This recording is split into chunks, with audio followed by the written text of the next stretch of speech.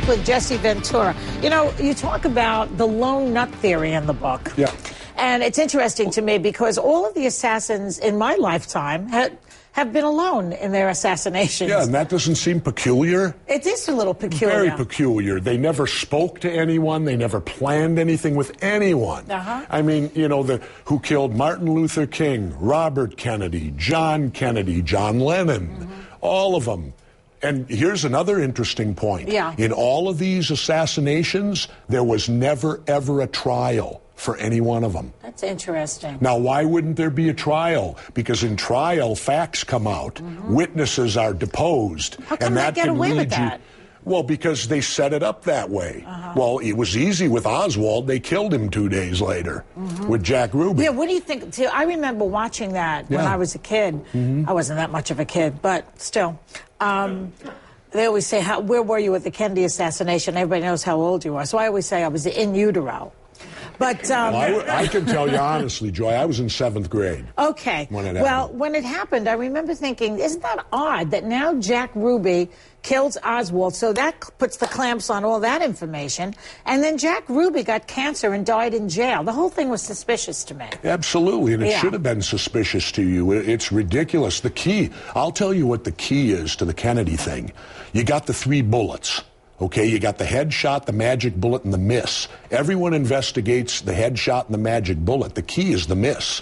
Because you got to, with the 2-second 2 shots were the hits, so you got to assume the first shot was a near miss, and it struck the curb and injured that Mr. Teague. Yeah. Okay, if you go from where it struck the curb straight back to Kennedy's limo in a straight line, it goes to the 2nd floor of the Dow Tex building. If you take it in a straight line up to the Oswald's thing, he missed by 22 feet high and 33 feet wide. So what are you saying? There were 2 of them in the building? No, I'm saying there was snipers in the Dow Tex building, there was Oswald's sniper, and there was the grassy knoll for the headshot. Oh, boy.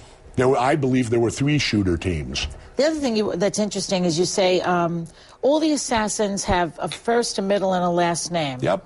Like Lee Harvey Oswald. Yeah, they teach us that. Lee Harvey Oswald, Mark David Chapman, James Earl Ray. Kathy Lee Gifford. Not quite. But yet, if I looked at you, Joy... I'm just kidding. Wait, the camera. I'm just kidding, Kathy. Anyway, if you look at the situation of learning the 3 names... Okay, the most notorious murderer in U.S. history is Charles Manson. What's his middle name? I don't know. Exactly. But yet he you wasn't know the middle name. But he wasn't. That's to psychologically put it into your head. That this is it. John Wilkes Booth. John Wilkes Booth. See, that one we know. Somebody else was there. I mean, yeah. But see, it took all those years for people to come to that conclusion. Yeah. Or for people to expose that fact that he was not alone. And it still isn't being exposed, because my nephew was 15, and I asked him what he knew about the assassination of Abraham Lincoln. Yeah. He knew only John Wilkes Booth. Nobody told him that there were 8 people convicted, 4 people put to death, including the first woman. Exactly. Who knew all that stuff about Lincoln? He might have even been gay, Lincoln.